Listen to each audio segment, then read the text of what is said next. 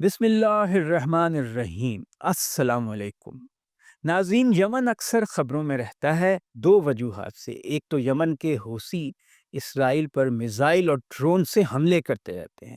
اس سے پہلے وہ ریڈ سی یعنی بحیرہ احمر میں اسرائیل کے بحری جہازوں پر حملے کر رہے تھے، جس کے جواب میں امریکہ، برطانیہ اور اسرائیل کے جنگی جہازوں نے متعدد بار حوثیوں پر بمباری کی۔ اور دوسری وجہ یہ ہے کہ حوثیوں کی بغاوت کے بعد یمن عملی طور پر دو حصوں میں تقسیم ہو گیا ہے: شمالی یمن اور جنوبی یمن۔ شمالی یمن پر حوثیوں کی حکومت قائم ہے، البتہ عالمی برادری نے ان کی حکومت تسلیم نہیں کی، بلکہ امریکہ نے تو انہیں دہشت گرد گروپ قرار دیا ہوا ہے۔ سعودی عرب بھی حوثیوں کا سخت مخالف ہے۔ جنوبی یمن میں وہ حکومت ہے جسے عالمی برادری تسلیم کرتی ہے۔ دوسری طرف طویل عرصے سے جو خانہ جنگی وہاں ہو رہی ہے، اس کی وجہ سے یمن کی معیشت تباہ ہو چکی ہے۔ وہاں ایک انسانی بحران جنم لے چکا ہے۔ عالمی اداروں کا کہنا ہے کہ یمن کے 2.25 کروڑ لوگوں کو انسانی بنیادوں پر امداد کی ضرورت ہے۔ حیرت ہوتی ہے کہ یمن ایک پسماندہ غریب ملک ہے، اس کا ایک گروپ اتنا طاقتور اور بے خوف ہو گیا ہے کہ دنیا کی بڑی طاقتوں سے ٹکراتا رہتا ہے۔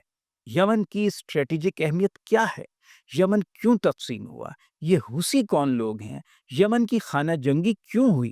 حوثیوں اور سعودی عرب میں جھگڑا کیا ہے؟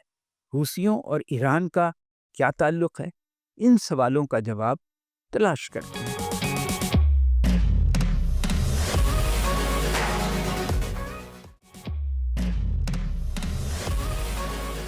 سن 2025 میں یمن تقریباً 4 کروڑ آبادی کا ملک ہے۔ یہ جزیرہ نما عرب کے بالکل جنوب میں واقع ہے۔ اس کے شمال میں سعودی عرب ہے، جنوب میں خلیج عدن، مغرب میں بحیرہ احمر یا ریڈ سی اور مشرق میں سلطنت عمان۔ کہنے کو یمن ایک ملک ہے، لیکن اس وقت یہ عملی طور پر دو حصوں میں تقسیم ہو چکا ہے: جنوب مشرقی یمن اور شمال مغربی یمن۔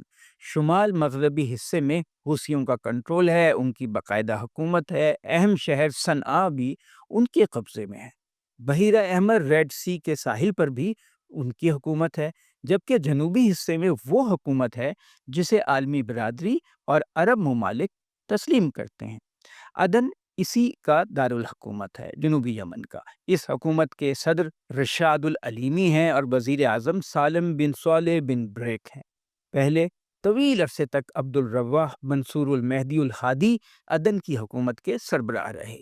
عدن کی حکومت کو سعودی عرب کی سپورٹ اور امداد حاصل ہے، جبکہ حوثیوں کی حکومت کو ایران کی حمایت اور امداد، اور کسی حد تک عمان کی، لیکن خفیہ طور پر۔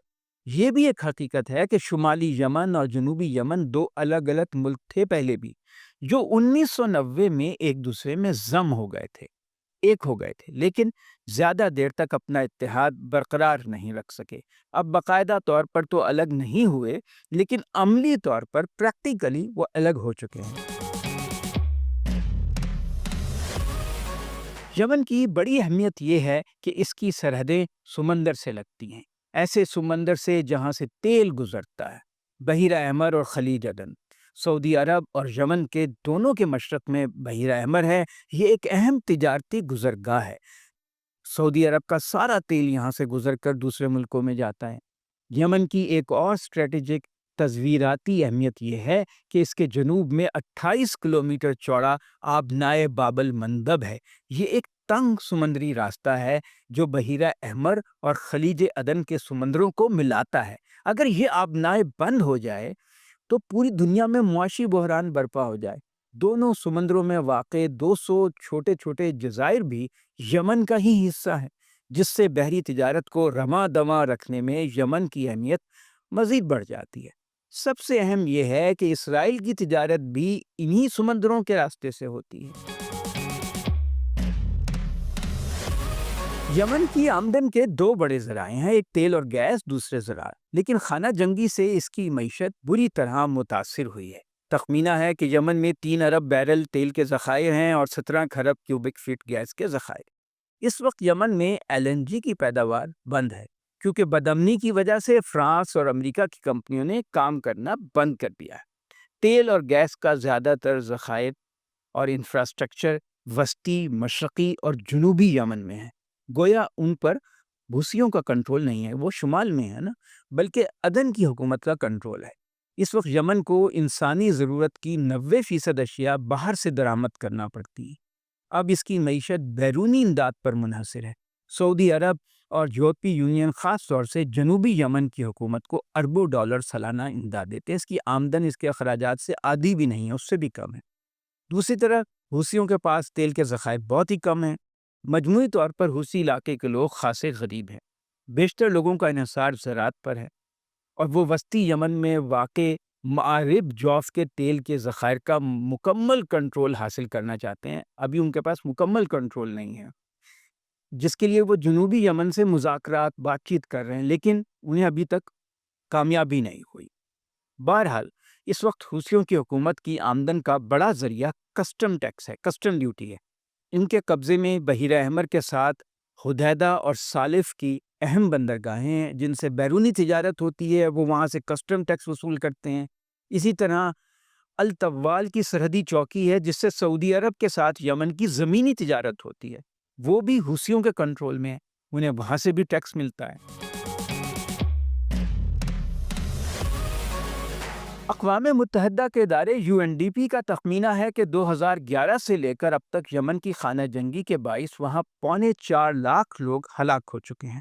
ان میں 70% بچے ہیں، اور 60% مرنے والے لڑائی سے ہلاک نہیں ہوئے، بلکہ بھوک اور بیماریوں کا علاج معالجہ نہ ہونے کی وجہ سے موت کے منہ میں چلے گئے۔ خانہ جنگی کی وجہ سے یمن میں انسانی استعمال کے لیے پانی کی بھی شدید قلت ہے۔ یمن کے 1.25 کروڑ لوگوں کو نہ پینے کا صاف پانی دستیاب ہے اور نہ سیوریج کی سہولت۔ ہزاروں اسکول تباہ ہو چکے ہیں، اور 40 لاکھ سے زیادہ یمنی جو ہیں وہ خانہ جنگی کی وجہ سے اندرون ملک گھر سے بے گھر ہو چکے ہیں، انٹرنلی ڈسپلیسڈ پیپل۔ عالمی اداروں کا کہنا ہے کہ یمن کے 2.25 کروڑ لوگوں کو انسانی بنیادوں پر امداد کی ضرورت ہے۔ سعودی عرب اور اس کے اتحادی ملکوں نے حوثیوں کو زیر کرنے کے لیے 2017 سے ان کی بحری ناکہ بندی شروع کی۔ سن 2017 سے بحیرہ احمر میں حوثیوں کی بندرگاہوں کی ناکہ بندی کر دی۔ کچھ عرصہ پہلے تک یہ مکمل ناکہ بندی تھی، اب کچھ ریلیکس ہو گئی ہے، اب جزوی طور پر ناکہ بندی ہے۔ حوثیوں کو بحری راستے سے سامان نہیں جا سکتا تھا۔ سعودی عرب کا موقف تھا کہ ان بندرگاہوں سے حوثیوں کو اسلحہ فراہم کیا جاتا ہے۔ اس ناکہ بندی کی وجہ سے شمالی یمن میں کئی برسوں تک شدید انسانی بحران پیدا ہوا، کھانے پینے کے سامان اور دواؤں کی قلت ہو گئی، اور لاکھوں لوگ شدید متاثر ہوئے۔ البتہ کچھ عرصے سے سعودی عرب نے حوثیوں کی بحری ناکہ بندی میں کچھ نرمی کی ہے، تاکہ انسانی بنیادوں پر انہیں ضروری سامان کی فراہمی کی جا سکے۔ حوثی یمن کا کوئی ایک قبیلہ نہیں ہے، بلکہ بہت سے قبائل پر مبنی ایک تحریک کا نام ہے۔ اسے انصار اللہ بھی کہتے ہیں۔ اس کا نام حوثی اس لیے پڑ گیا کہ اس کے بانی کا نام بدر الدین حوثی تھا۔ انہوں نے 35 سال پہلے 1990 میں اپنی سیاسی تنظیم کی بنیاد ڈالی تھی، تاکہ وہ متحدہ یمن کی پارلیمنٹ میں شمالی حصے کی، یعنی یمن کا شمال ہے، اس کی نمائندگی کر سکے۔ لیکن یہ تنظیم زیادہ نمایاں 14 سال پہلے ہوئی، سن 2011 میں، جب حوثیوں نے یمن کی حکومت کے خلاف بغاوت کر دی اور ہتھیار اٹھا لیے۔ حوثی زیادہ تر زیدیہ شیعہ مسلک سے تعلق رکھتے ہیں۔ زیدیہ شیعہ پہلے 4 اماموں کو مانتے ہیں، امام زین العابدین علیہ السلام تک، جبکہ ایران کے شیعہ 12 اماموں کو مانتے ہیں۔ یمن کی 65% آبادی شافعی سنی مسلک کے پیروکار ہیں، جبکہ جنوبی علاقوں اور مشرق میں زیادہ تر وہی رہتے ہیں۔ البتہ 35% آبادی زیدیہ مسلک سے تعلق رکھتی ہے، جو شمال میں ہے اور مغرب میں آباد ہے۔ تاہم اب حوثی تحریک میں بعض سنی قبائل بھی شامل ہو چکے ہیں۔ حوثی تحریک کے بانی بدر الدین حوثی یمن کی پارلیمان کے رکن رہ چکے تھے۔ حوثی تحریک یا انصار اللہ کو قائم کرنے کے پیچھے 2 بنیادی محرکات تھے۔ ایک تو زیدیہ مسلک کے لوگ سعودی عرب کے بڑھتے ہوئے اثر و رسوخ کا مقابلہ کرنا چاہتے تھے۔ دوسرے، یمن کی مرکزی حکومت پر جنوب کے لوگوں کا غلبہ تھا۔ یہ حکومت شمال کے لوگوں کے ساتھ امتیازی سلوک برت رہی تھی۔ حوثی اس کا ازالہ کرنا چاہتے تھے۔ اس تنظیم کا مقصد بھی یہ تھا کہ زیدیہ مسلک کے لوگوں کی ثقافت، کلچر اور سیاسی حقوق کا تحفظ کیا جائے، کیونکہ سعودی عرب یمن میں اپنے عقائد اور اثر و رسوخ کو بڑھانے کے لیے کام کر رہا تھا۔ اس وقت بعض گروہوں کو مالی وسائل اور دیگر امداد فراہم کر رہا تھا۔ یمن میں صدر عبداللہ علی صالح کی حکومت تھی، جسے سعودی عرب کی حمایت حاصل تھی۔ شمالی یمن کے لوگوں کو ان سے شکایت تھی کہ وہ انہیں نظر انداز کر رہی ہے، ان کے علاقے میں ترقیاتی کام نہیں کراتے، اور شمالی یمن کے لوگوں کو سرکاری نوکریاں نہیں دی جاتی۔ ٹیپیکل وہی باتیں جو آپ دنیا میں اکثر ملکوں میں دیکھتے ہیں، جس کی وجہ سے جھگڑے ہوتے ہیں، ملک تقسیم ہو جاتے ہیں۔ حکومت میں اس وقت کرپشن بہت تھی، یہ شکایت تھی۔ 2011 میں حکومت کے خلاف پرتشدد مظاہرے شروع ہو گئے تھے۔ 2015 میں یہ پرتشدد احتجاج باقاعدہ جنگ میں تبدیل ہو گیا۔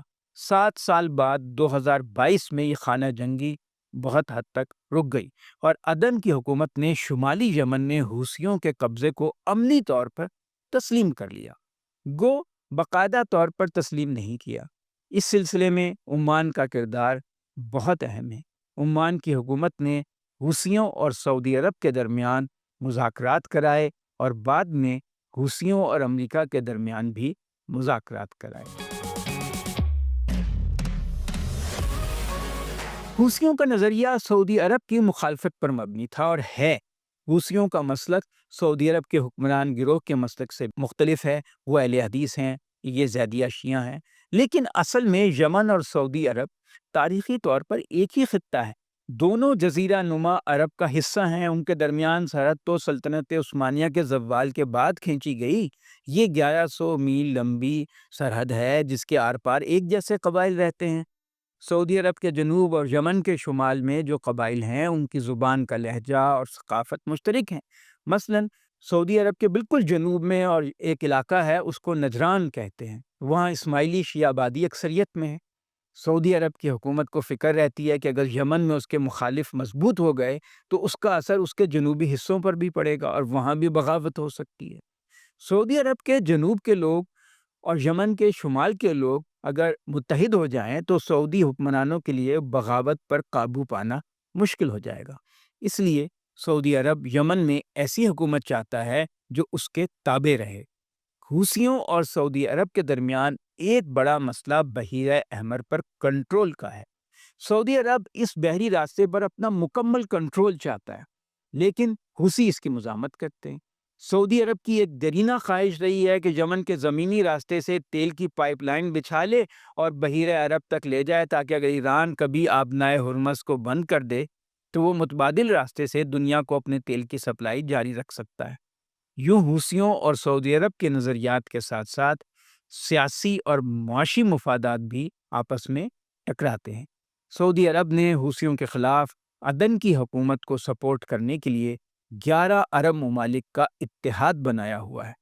اس کا سب سے بڑا پارٹنر متحدہ عرب امارات ہے۔ متحدہ عرب امارات جو ہے، اس نے خلیج عدن کے ساتھ ساحل کے ساتھ ساتھ درجنوں فوجی اڈے، تربیتی کیمپ، چھاؤنیاں بنائی ہوئی ہیں۔ امارات کے اپنے فوجی بھی عدن حکومت کی مدد کے لیے وہاں تعینات رہتے ہیں۔ پہلے زیادہ تھے، اب کم ہیں، کبھی کم کبھی زیادہ ہوتی رہتی ہے ان کی تعداد۔ سعودی عرب نے سوڈان سے بھی ہزاروں فوجی بھرتی کیے ہوئے ہیں جو یمن کی سرحد پر تعینات ہیں۔ دوسری طرف حوثیوں کا اتحادی ملک ایران ہے، جو خطے میں سعودی عرب کے اثر و رسوخ کو محدود رکھنا چاہتا ہے۔ ایران کو حوثیوں کی مدد سے بحیرہ احمر تک رسائی مل جاتی ہے۔ اسرائیل کے خلاف کارروائیوں میں بھی حوثی ایران کے اتحادی ہیں۔ حوثی ایران کے اسلامی انقلاب اور اس کے نظریے سے خاصے متاثر ہیں۔ 2014 میں جب حوثیوں نے صنعاء پر قبضہ کر لیا، جو کہ یمن کا بڑا شہر ہے اور اس کا دارالحکومت تھا، تو ایران نے ان کی امداد میں اضافہ کر دیا۔ مغربی میڈیا کے مطابق ایران خفیہ طور پر عمان کے راستے حوثیوں کو ہتھیار اور فوجی تربیت فراہم کرتا ہے۔ ان ہتھیاروں میں میزائل بھی ہیں، ڈرونز بھی ہیں۔ صرف یہی نہیں، بلکہ ایران نے حوثیوں کو ہتھیار بنانے کی تربیت اور ٹیکنالوجی بھی منتقل کر دی ہے مبینہ طور پر۔ مغربی میڈیا کا کہنا ہے کہ ایران حوثیوں کو سالانہ کروڑوں ڈالر کی مالی امداد بھی فراہم کرتا ہے۔ اس وقت حقیقت یہ ہے کہ گزشتہ 3 برسوں سے یمن کی خانہ جنگی تو تھم سی گئی ہے۔ 2022 میں شمالی یمن اور جنوبی یمن کے درمیان جنگ بندی کا معاہدہ ہوا تھا۔ یہ معاہدہ کرانے میں عمان پیش تھا، لیکن 2 سال سے حوثیوں کی لڑائی کا رخ اسرائیل کی طرف ہو گیا۔ جب سے اسرائیل نے غزہ میں جنگ چھیڑی ہے، حوثیوں نے بحیرہ احمر میں اسرائیل کی جو ملکیت کے بحری جہاز ہیں اور اسرائیل آنے جانے والے بحری جہاز ہیں ان پر میزائلوں سے، ڈرون سے حملے شروع کر دیے ہیں اور اسرائیل کی تجارت کو شدید نقصان پہنچایا۔ گزشتہ سال یہ حملے عروج پر تھے، لیکن اس سال ان میں خاصی کمی آ گئی ہے۔ برطانیہ نے اور امریکہ نے حوثیوں کے ٹھکانوں پر شدید فضائی بمباری کی طیاروں سے اور اسرائیل کی بحری نقل و حمل کو تحفظ فراہم کیا۔ عمان نے ایک بار پھر سفارت کاری کی اور امریکہ اور حوثیوں کے درمیان جنگ بندی کا معاہدہ کرا دیا۔ مئی 2025 کے شروع میں صدر ٹرمپ نے اعلان کیا کہ حوثیوں کے ساتھ جنگ بندی ہو گئی ہے۔ بہرحال حوثی اسرائیل کے شدید خلاف ہیں اور وقتاً فوقتاً اس کے خلاف کچھ نہ کچھ کرتے رہتے ہیں، کبھی میزائل کا حملہ، کبھی ڈرونز کے حملے۔ جون کے شروع میں حوثیوں نے اسرائیل کے شہر تل ابیب کے نزدیک بین گوریان ایئرپورٹ پر ایک ہائپر سونک میزائل داغ دیا، جسے اسرائیلی فورسز نے راستے ہی میں نکارہ تو بنا دیا، لیکن اس کی وجہ سے اسرائیل کے مختلف علاقوں میں جنگی سائرن بج گئے اور کچھ دیر فضائی ٹریفک، ایئر ٹریفک معطل رہی۔ حوثیوں کا کہنا ہے کہ یہی ان کا مقصد تھا جو حاصل ہوئی۔